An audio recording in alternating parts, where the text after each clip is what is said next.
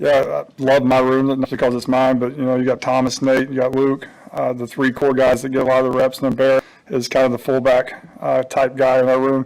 Really pleased with them. I think that they've improved daily. They've improved every practice, which is all I ask them to do, catching the ball, we have certain, I'm not going to say names, but we have certain guys learn how to catch the ball with length and learn, just the different details of ball catching, and then just the different details of certain types of blocks on the line of scrimmage, off the line of scrimmage. So been very pleased with their development and just their willingness to get better, and they work hard, and the competitiveness they play with. What have you seen out of the wide receiver crew and just how that they push each other in that competition, not just the top 3 or 4, but guys like 7 through 10 maybe? Yeah, I mean, we're a very talented group, and I say it all the time. Playing last year made us want to pull our hair out at times, playing young guys like that, but we're reaping the benefits now of guys that are just their second year of college football. They have so much experience. They play off each other. They've got, great, it's a big personality room. They have a lot of fun. I think they love each other. They love being around each other. I think they love competing with each other. And it's just making them a better unit overall. They've got a bunch of different skill sets, big guys, small guys. Guys that maybe not be burners but can manipulate space and zone coverage, and we got guys that can fly. So really pleased again, with that group and how they're trending at this point. How did those younger guys benefit from getting kind of thrown into the fire last season at receiver? I think just like any of us, failure. Like you go out there and you're not physically ready, at times to play in the Big Ten, and you got to go out there and block some grown men and get open versus some grown men, and with every rep, you're not going to win. You have failures during games. I think that we've done a nice job of learning from our failures and learning from hard times that we had last year at that position. I think it's only made us better. The fact that camp is an extra week essentially without classes starting in, what are the benefits of that from a coaching perspective to have essentially another full week going on it out? Just to be with them, just to have them with us. And I think, this isn't part of your question, but I think Coach has done an best I've ever been around this year of situational football. And I think sometimes when you run out of time at camp, you're trying to get everything in.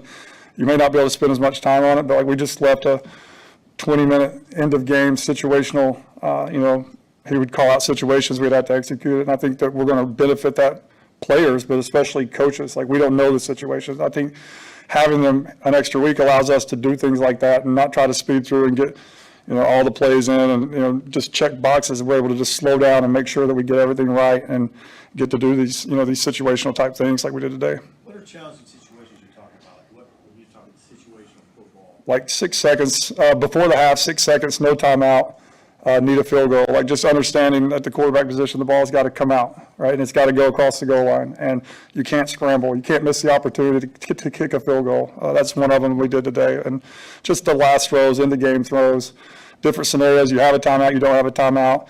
You're on the 18-yard line. You have, one timeout, 12 seconds. What are we going to go to in those? So when we get to those situations, we're going to be ready, to go. How would you characterize Dylan's understanding, his overall understanding of that sort of thing? A high level, I think. A lot, and Danny and Heinrich. I think that Glenn's really, really, really good at that stuff. He's a lot smarter than I am, but he teaches those guys, and just able to put them in scenarios in the meeting room, just to front load them with situations to make sure that they know how to react when they come up. But they did a really nice job today. Are those more those situational things, like creating difficult moments? Are they more necessary for a young quarterback than for I think if you had Peyton Manning, you'd want to do the same thing. And again, I think it's as much for us as coaches as it is the players. And Coach says it all the time. That's how we're going to win or lose a game. It's going to come down to the end. So we have to be ready for whatever pops up, and we can't be over there trying to think of, oh, geez, there's 12 seconds. We don't have any timeouts. Oh, hey, come here, quarterback. And go through the scenarios. Hey, you got to get this in the end zone. You can't check it down. We can't do all that in that moment. We have to, put that, embedded that in our personality, in our brain, before it happens, so we can just naturally react to it.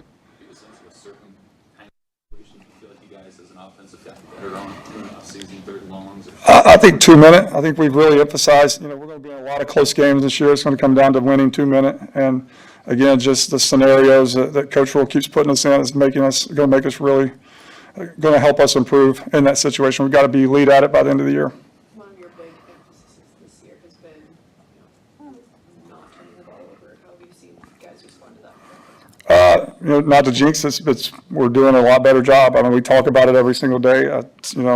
There's not a day, a meeting that goes by that's not, ball security is not emphasized. Like, we have to win the turnover margin. That's one of our pillars. We have to win the turnover margin. So I think we're committed to doing that, and we're focused. You got to be focused and dialed in as a ball carrier to do that, and I think that, hopefully we'll improve. Hey, Coach, how has Dante Galvin come along, just as he's kind of come in that running back discussion? I had a really good week last, probably 7, 8, I don't know if it's a week because my days are running together, but last 7, 8 practices, he's running the ball really, really hard. He's hard to tackle. I don't think, if he gets past that box, DBs do not want to tackle him. I mean, he's getting downhill. He had 2 really good blitz pickups in the last 2 days, so he's improving where he can stay in there on third down. He doesn't have to come off the field because he's getting better and understanding pass protection, but just a very physical runner and gets downhill. I know it was tough when Teddy went down, but how have you seen that left tackle spot with Turner coming back from his spring injury, the rehab, and also the younger guys there with Grant and Gunner? Yeah, it's an opportunity, and hate that Teddy's having to go through that. That stinks, but those young guys, we gave them a chance, and they're going out there and they're competing. And I think sometimes they even surprise themselves, of how well they can do and how they can hold up. So we're going to be dependent on a lot of people to rally around that position, make sure that we continue to grow as an O-line. You talk about Justin Evans and just the progress you've seen him make. You don't know he's out there. He's like a good official, right? If you don't know they're out there, they're probably doing a really nice job. Like, you don't even notice when he's out there because he doesn't really have a lot of MAs. He doesn't really screw up a lot. He just kind of does his job at an adequate / high level. He's playing with great physicality. He's improving on his pass protection. I think playing center and then playing guard, I think he can anticipate a little bit because he's made those calls before at center. So I'm really pleased with his progression to this point. Since you're talking about the line, what's different, if anything, about Micah Mazuka, and the way that he's progressed here this month in comparison to his first couple of months in the program? Just like any new player, you've got to develop trust. I think that, there's a total trust in Coach Raul and Coach Rule right now of how, Coach Rule's an O-line guy at heart as well, just how we coach the O-line and what we demand of the O-line. I think there's a trust there. I think that, he's a really talented player. He's very physical. He's very strong. He can move people at the point of attack. Like, he's gotten better and better. But I think, just to answer your question, I think just, trusting that he's in the right place, that he trusts the coaching. Now he can just kind of go out there and use his God-given ability to execute.